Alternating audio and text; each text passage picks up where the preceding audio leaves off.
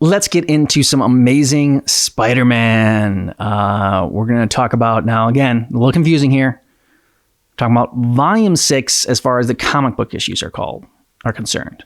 But I'm going to break this down into the different omnibuses that they have for these, the different little volumes that they have for volumes 5 through 8, which covers issues 19 through 38 in the comic book issues. We're talking about issues versus the volumes. So just follow along with me here.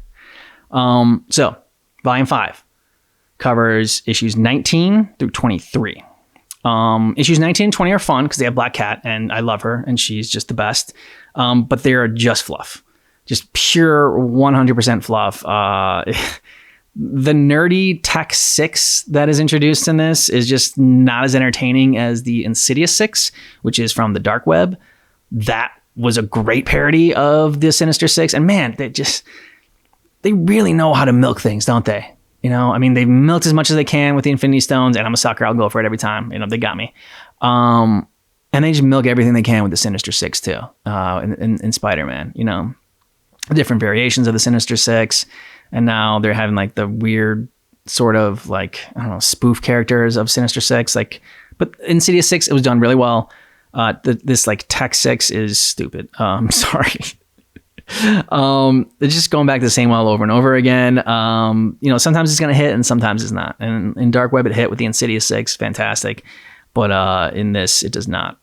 It does not at all. Even though like they're still a joke. It's not like they're like a serious group or anything like that. Still a joke, but they're just not as funny as Insidious 6. So that's why it doesn't work for me.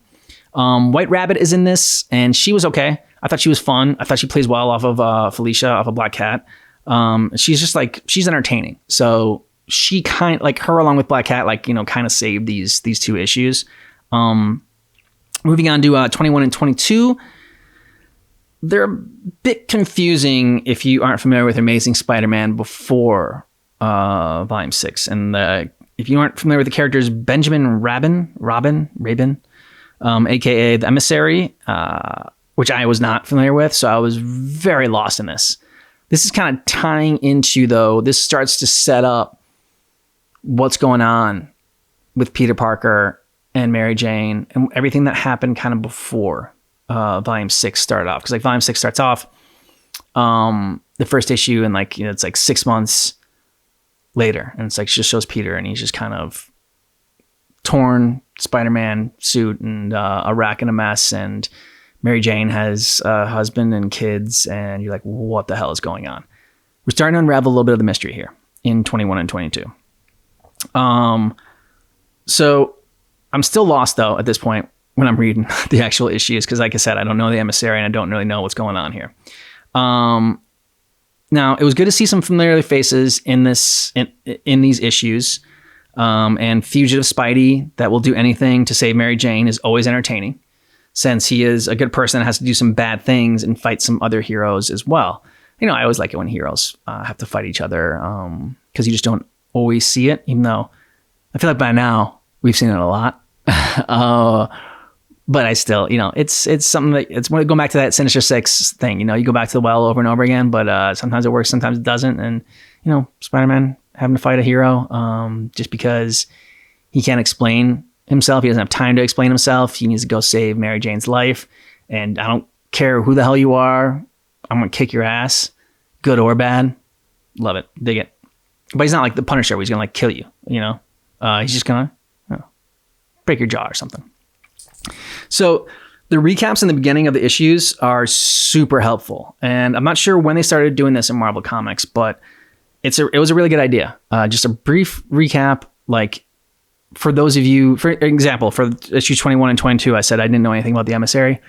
It kind of gives you a little bit of a recap of who he is and where he's coming from, what's going on. Just a little bit of context. That's all I need.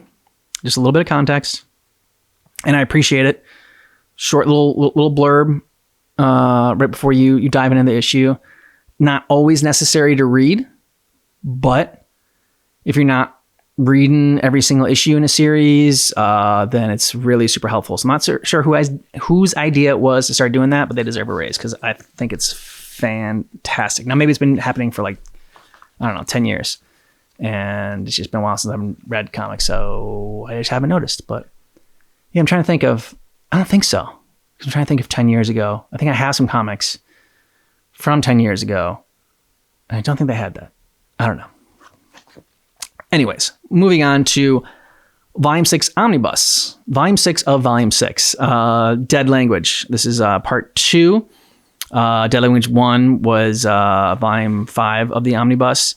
And really, Volume 5, you can probably skip that one if you want to, and then just head straight into Volume 6.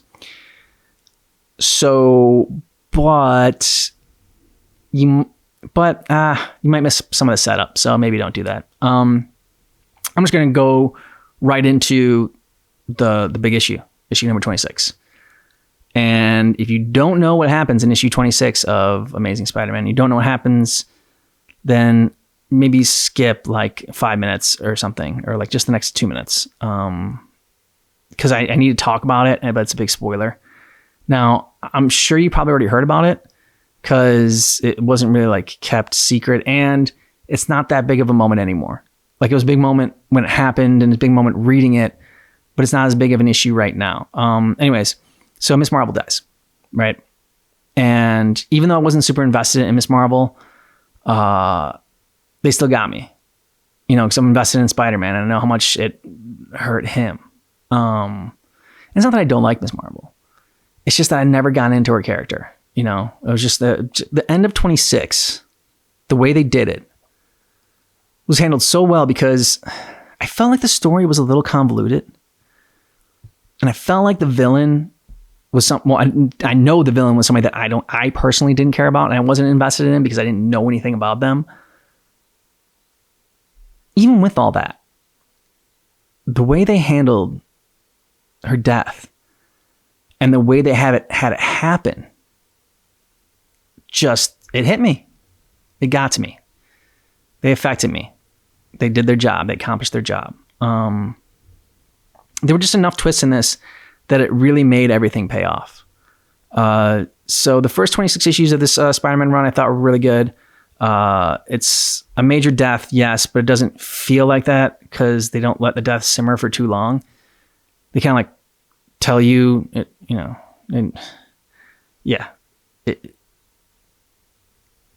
they tell you pretty quickly, not in this issue, but they tell you pretty quickly if you continue reading the series that, Kamala's going to be fine and she's going to be like rebirthed and reincarnated. I don't know. So she's not really dead. So they didn't even let her die for that long, I guess. Annual 1 finishes off Volume 6 of the Omnibus, and it's got some more Hallows' Eve and a Ben Reilly update, as well as a kind of Hellfire Gala X-Men tie-in. Cool annual. Like I said, more Hallows' Eve, so that's good. I enjoyed her series. Even I thought it wasn't the best, I still enjoyed it. Moving on to Volume 7, which covers issues 27 to 31. This is called Armed and Dangerous. Great opening moment with, who else? Felicia, Black Cat, and Spidey. She's just so much fun. I love it. Also, Doc Ock gets a makeover, and I'm a fan of it. He's got some new tentacles that add a different dimension to fighting him without making it such a drastic change that he feels like a completely different character. So I thought they handled that update of Dr. Octopus very well. They threaded that needle that they needed to, where they changed some things around. It's going to make him a little bit more difficult for Spider-Man to fight, but it's not like he's a completely new character. Also, this might be a spoiler, but if you're checking out the issues, then it's not really a spoiler either because he's on the cover. Recrap is back, people. I loved him in Dark Web, and I'm so glad he's back. He was just hilarious in that series, and he's a character where if you put in too much of him, like do not give me a recrap series, okay? Don't give me a limited series of recrap. Recrap, tough to say. Don't give it to me because I don't want it. It'll be too much. It'll spoil the character. It'll get annoying. Just sprinkle him in. Just sprinkle him in every now and then. All right? Bring him back every now and then, because right now, the amount you're giving me is the perfect amount. I love it every time I see it. He's hilarious. So in this volume, he's just a tease, but for a future arc. So you're only going to get a little bit of him in this volume, but don't worry, because Recrap is going to come back with the vengeance in volume 8 of this, the volume 8 omnibus. So maybe, check out both if you want to. Now, while the Doc Ock makeover was great, his storyline here is kind of meh. And as far as the ending is concerned, it just feels anticlimactic in a way. It feels like very unfinished. And just, a little disappointing. He got a cool makeover. I was expecting more from his storyline in this one, but it was just meh.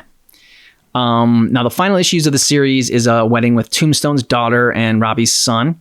And it ends about how you would expect a gangster wedding to go. Now, the highlight of these issues has to be the villainess.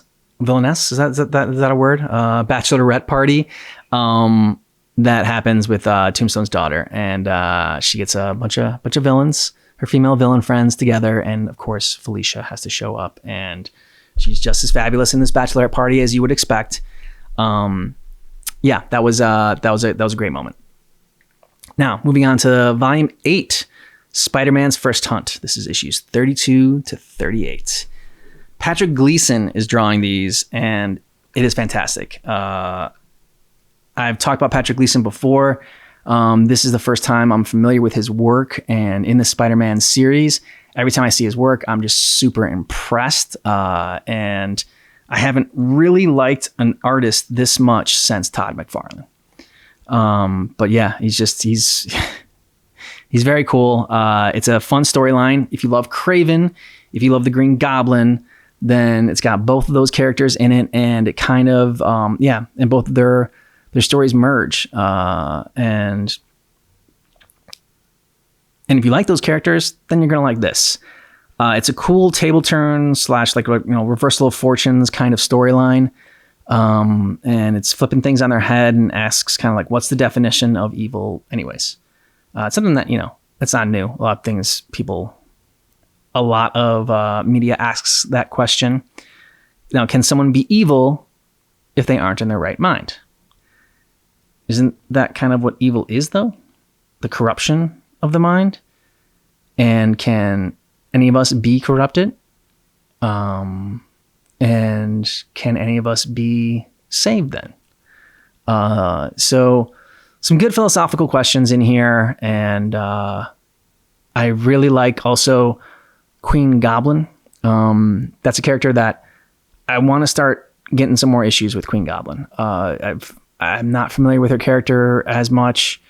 So I do want to, I do. Like, I don't know how new she is. I'd look more into her backstory, into her history, and see how long ago when she first came onto the scene. Because so far, from what I've seen of her, like, her design is cool, and she just looks kind of badass. And that's someone that I want to know a little bit more about.